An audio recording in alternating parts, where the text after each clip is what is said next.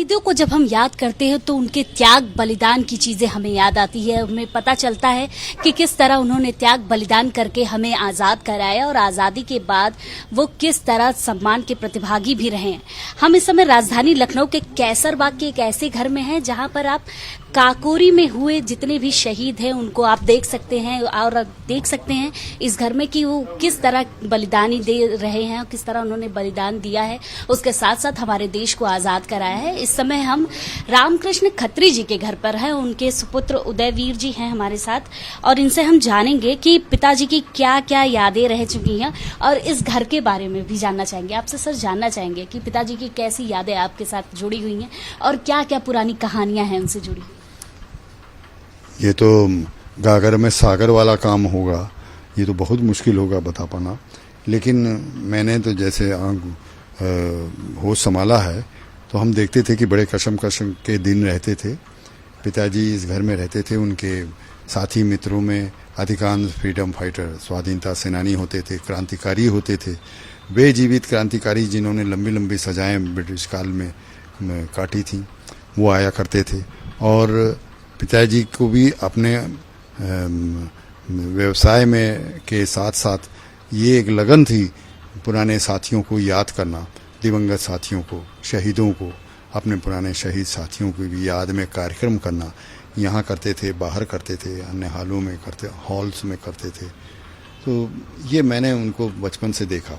तो उनके साथ के जितने साथी थे, केवल जरूरी नहीं कि जो काकोरी केस से जुड़े हों, जो अन्य घटनाओं से भी जुड़े साथ लोग थे, मित्र, जैसे भगत सिंह के साथी, जैसे अन्य क्रांतिकारी, बंगाल के क्रांतिकारी साथी, जैसे महाराष्ट्र के, पंजाब के, दिल्ली के कई क्रांतिकारी साथी, वो जब यहाँ आया करते थे तो उनसे लंबा डिस्कशन होता था, उन्हें एक विचार विमर्श उन लोगों का चलता था। तो वो जो वार्ता उन लोगों की होती थी, तो छुटपन से हमने देखा कि ये तो अजीबोगरीब, जैसे ये इनके अंदर कोई डर नाम की चीज सवाल ही नहीं उठता। अंग्रेजों से नहीं डरते थे। ये साला हमारे देश पे जबरदस्ती कब्जा किए पड़े, हमको भी समझाते हैं, ये है वो है फलाना, मतलब वो बहुत बोल्डली अपनी बात कहते थे उन लोगों के लिए। और कहते थे कि कैसे इन लोगों ने ये जुल्म करके इन लोगों के ऊपर ये किया, इन लोगों को फांसियां दी, इन पर गोलियां चलाई, इनकी संपत्तियां जब्त की, ये सब इन लोगों ने किया, इनका जीना मुहाल कर दिया। हम तो कोई अपने देश स्वदेश प्रेमी कौन नहीं होगा।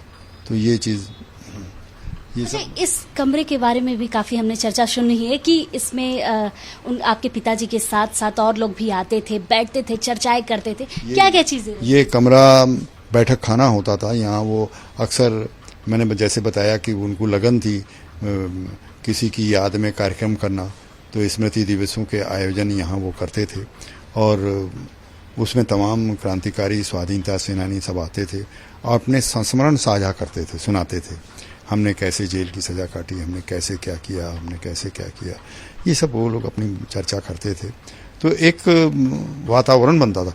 वो सुनने वालों में भी ऐसे होते थे कि जैसे विश्वविद्यालय के, अन्य विद्यालयों के छात्र नेता वो आते थे और सुनते थे, घंटों बैठ करके संस्मरण सुनते थे। वो सोचते थे, हे भगवान, इन लोगों ने अपनी जवानी में कैसे कैसे काम किया, हम लोग तो कुछ भी नहीं, इन लोगों ने कैसे कैसे। तो उससे एक वातावरण बनता था, इन लोगों को बुलाया जाता था यूनिवर्सिटी में और तमाम अन्य संस्थाओं में लोग बुलाते थे, इनके संस्मरण सुनते थे, साझा करते थे। तो ये चीज़ होती थी। तो आप जिस कमरे में बैठी, इस कमरे का आप जिक्र कर रही हैं, इसी कमरे में कभी सचिन नाथ बख्शी, जिन्होंने आजीवन कारावास काकोरी केस में भोगा, उन्होंने आके अपने संस्मरण साझा किए।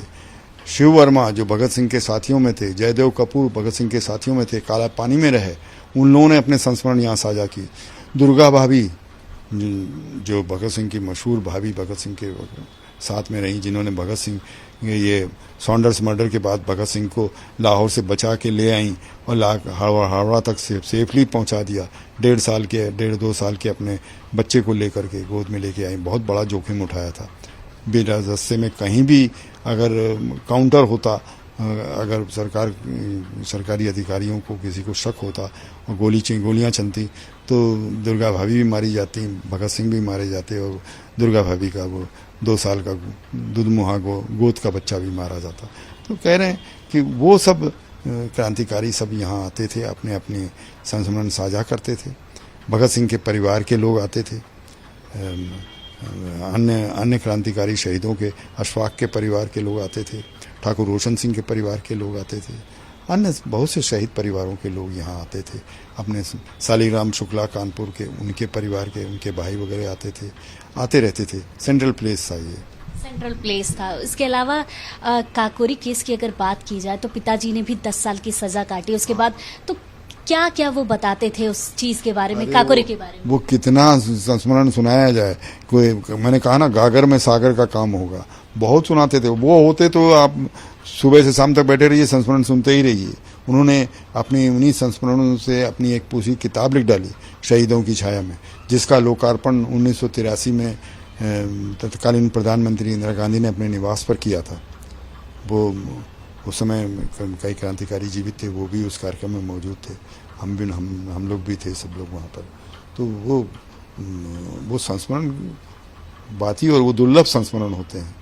इसके अलावा यहाँ तमाम पत्रकार और संपादक लोग आते थे, उनके साथ में चर्चा होती थी। वो लोग मतलब क्या बोलते हैं, उगलवाना कि आपने कैसे ये किया, जब वो वहाँ थे तब आपने कैसे क्या सोचा, कैसा क्या किया, तब बताते थे ये सब। तो वो लोग सुनते थे, नोट करते थे, तो वो एक पूरा इतिहास बन जाता था। पिताजी के बारे में और कुछ जानना चाहेंगे, जैसे पिताजी का कैसे वो व्यवहार? देखिए, पिताजी रहने वाले यहाँ के नहीं थे। मैं एक चीज़ बता दूँ, वो महाराष्ट्र, चिखली जिला बुल्ढाना महाराष्ट्र में पैदा हुए थे। मराठी भाषी, उससे पूरी शिक्षा दीक्षा उनकी मराठी में हुई थी। और वहाँ से वो कैसे लोकमान्य तिलक और गांधी जी के प्रभाव में आकर के वो घर छोड़ के थोड़ा बड़े हुए। तो वो छोड़, बचपन में ही छोटे थे तो शायद 1-2 साल के थे, तो इन्होंने अपने, इनके पिताजी का, यानी हमारे दादा का निधन हो चुका था। दादी ने ही इनको पाला पोसा, ये था। और कोई बहुत वैसा घराना नहीं था, विपन्न घराना ही था। तब उस जमाने में बड़े मुश्किलों से घर की दाल रोटी चलती थी। थोड़ी सी खेती थी, उस खेती से काम चलता था। जो दादी थी हमारी, दादी और बुआ, वो जंगल में जाती थी। जंगल था पास में, उस जंगल में जाके ढाक के पत्ते इकट्ठा करके उसके घर लाती थी। सर पे जितना बोझ उठा सकती थी ला करके, उससे दोने पत्तल बना करके उसको बेच करके उससे काम चलाती थी घर का। जैसा कि पिताजी ने बताया, तो वो काम चला। फिर हमारे ताऊ बड़े हुए, पढ़ लिख करके वो उन्होंने मास्टरी कर ली, वो पोस्ट मास्टर बने। और एक ताऊ, सबसे बड़े ताऊ जो थे, वो मास्टर थे। इस तरह से करके परिवार में वो जैसा बताते थे वो थे। लेकिन लोकमान्य तिलक का चिखली आगमन हुआ, ये उनसे बड़े प्रभावित हुए उनका भाषण सुनने के लिए।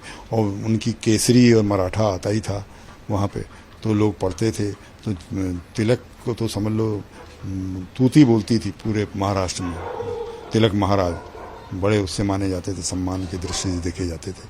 तो ये तिलक से मिले, तिलक से कहा कि मुझे भी अपने साथ ले चलिए, मैं आपके साथ देश की आज़ादी की लड़ाई में भाग लूँगा। तो बहुत छोटे थे, तो तिलक ने समझाया, बेटा अभी तो तुम बहुत छोटे हो, अच्छी बात है कि तुम्हारे मन में ये भावना है, लेकिन थोड़ा पढ़ लिख के और बड़े हो जाओ तब तुम आना, तब हम खुद ही तुमको साथ में शामिल करेंगे। तब 10-12 साल के तब थे, तो तिलक ने वो किया। खैर फिर भी ये फिर थोड़ा और बड़े हुए तो अपने, यानी हमारे ताऊ, मजले ताऊ के पास, ये चंद्रपुर वहाँ चिखली से लगा हुआ एक शहर है, आज तो काफ़ी बढ़ गया है। तो वहाँ वो अपना व्यवसाय कर रहे थे, तो उनके पास आके रहे। वहाँ उन्होंने मैट्रिकुलेशन की पढ़ाई करते करते, उस समय तिलक का निधन हो चुका था, गांधी का आगमन हो चुका था। गांधी की 11 सूत्री कार्यक्रम देश भर में चर्चा में थी। तो गांधी जी का वहाँ वर्धा आगमन हुआ, वो चंद्रपुर से लगा हुआ था वर्धा। तो वर्धा, ये सबकी नज़रें बचा के वर्धा गांधी जी का भाषण सुनने गए, और वहाँ जाकर के पूरा उनका भाषण सुना। गांधी जी ने कहा, एक ये था नया नया वो देश में आए थे साउथ अफ्रीका से, आकर के अब देश में धीरे धीरे वो उभर रहे थे। तो उन्होंने यही किया कि उनकी जैसी आदत थी कि अपने भाषण के अंत में सबसे कहते थे, किसी को कोई शंका समाधान करना हो तो मुझसे प्रश्न पूछ सकता है, मैं उसका सॉल्यूशन बताऊंगा, हल समाधान करूंगा, शंका समाधान। तो कोई नहीं उठा तो यही उठे इन्होंने उठ के कहा आप कहते हैं कि वकालत छोड़ दो, अंग्रेज़ों की अदालतों का वकालत त्याग कर दो, सरकारी नौकरियों का बहिष्कार करो, उपाधियों का त्याग कर दो, जो उपाधियाँ जो सर और राय बहादुर की सबकी उपाधियाँ दी जाती हैं इनका वो करो, और आप कहते हैं कि बच्चों तुम लोग अंग्रेजी विद्यालयों की पढ़ाई छोड़ दो। तब इन्होंने एक प्रश्न किया कि आप पंडित मोतीलाल नेहरू, रविन्द्रनाथ टैगोर, गोखले, तिलक, ये सब तो इन्हीं अंग्रेजी विद्यालयों से पढ़ के निकले थे, हम कैसे मान लें कि अंग्रेजी विद्यालयों की पढ़ाई का असर अच्छा नहीं होता। तब गांधी जी को समझ में आया कि ये प्रश्न वाकई जटिल प्रश्न है, इसका उत्तर बहुत सोच समझ के देना पड़ेगा। वो समझ गए कि ये कहाँ पूछा गया, किस धरती पे, महाराष्ट्र की धरती पे। गांधी जी तो गुजरात के थे, लेकिन बैरिस्टर थे, दिमाग उनका काम किया। उन्होंने कहा बिल्कुल ठीक है बच्चे बैठो, तुमने जो सवाल पूछा मैं समझता हूँ कि तुम्हारे जैसा, वो एक अपने 11 सूत्री कार्यक्रम में ये भी एक था कि सरकारी विद्यालयों की पढ़ाई छोड़ दो, हर बच्चे से आह्वान कर रहे थे छात्रों से। तो यही चीज़ पिताजी ने वहाँ पूछ ली। तो उन्होंने कहा देखो बिल्कुल सही है कि मैं हम और तिलक और गोखले और मोतीलाल नेहरू, ये बाकी जितनों के तुम लोगों ने नाम लिए, ये सब इन्हीं अंग्रेजी विद्यालयों से पढ़ के निकले, लेकिन मैं तुम लोगों से एक प्रश्न ही उसका उत्तर होगा। तुम लोग बताओ, हम इनमें से निकले, इन नेताओं में से कोई तुमको छत्रपति शिवाजी नजर आता है? तो छत्रपति शिवाजी महाराष्ट्र में पढ़ाई कर रहा था, तब से पिताजी ने ये बनवाया था, ये पेंटिंग्स वगैरह ये सब थी। तो ये जो संजो के जितना बना के रख सके रखे हम, और बस यही हमारे एसेट्स हैं, प्रॉपर्टी हैं। किसकी तस्वीरें हैं? मैं जैसे काकोरी केस जब चला है, उसका जो जजमेंट हुआ है 6 अप्रैल 1927 को, तो उस दिन जिन जिन क्रांतिकारियों को सजा हुई थी उन सब की, उन 17 जनों की एक ग्रुप फोटो बाहर गेट पर खींची गई थी, यहाँ से रिंग थिएटर से सजा के बाद में वहाँ ले जा करके, वो मेरे पास है।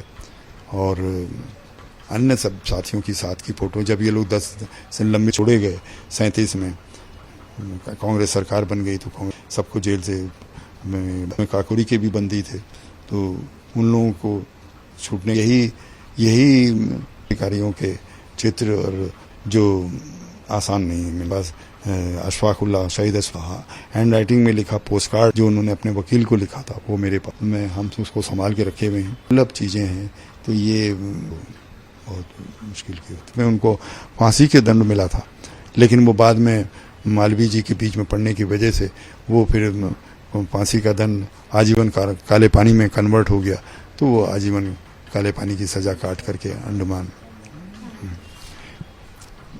बहुत बहुत धन्यवाद आपका। और क्योंकि अगर हम इस कमरे में आएंगे और जब देखेंगे पूरे कमरे को, तो शायद बहुत सारी याददाश्त ताज़ा होने लगेंगी, क्योंकि एक एक शहीदों की स्मृति इस कमरे में बसी हुई है। और इस कमरे को देखने के बाद आपको एक अलग अलग कहानियां भी सुनने को मिलेगी उदय जी से, जिससे पता चलेगा कि शहीदों ने किस तरह बलिदान दिया है। कैमरामैन सरबजीत के साथ मैं वर्षा शाही, भारत एक्सप्रेस, लखनऊ।